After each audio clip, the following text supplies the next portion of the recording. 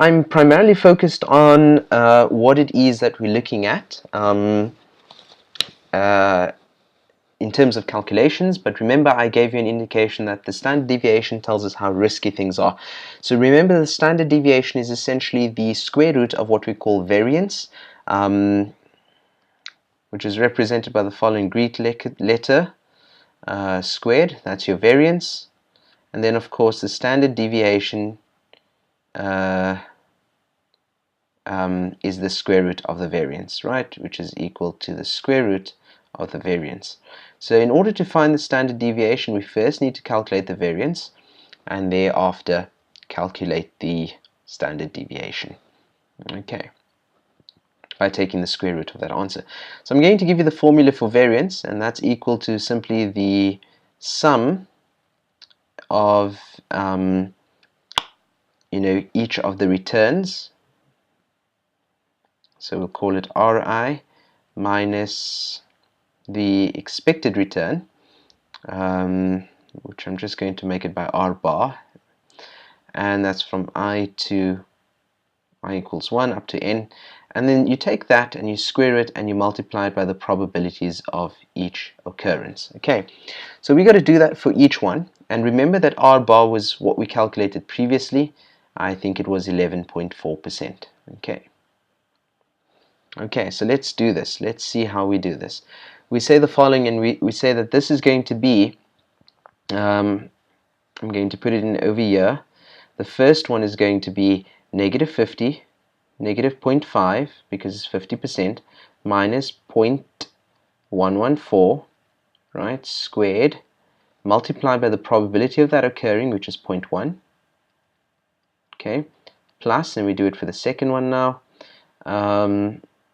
it's going to be minus 0.05 minus 0.114 squared times its probability, which is 0.2, plus 0.16 minus 0.114, all squared, multiplied by its probability of occurring, which is 0.4. Okay, we're not done. We still need to add. I'm going to put a plus over here. What we are adding next is 0.25, because these are each of the expected returns, minus 0.114, all squared, multiplied by its probability occurring, which is 0.2, plus the last one is going to be 0.6 minus 0.114, all squared, multiplied by its probability, which is 0.1. Okay, and so you can work out each of those, or you can just type the whole thing in your calculator. Let's work out these individually. It's going to be 0.5 minus 0.114 all squared. That gives us an answer multiplied by 0.1. Okay, plus negative 0.05 minus okay, so I'll give you a minute to quickly do that, and I'll do it here on my calculator. I'll type in all.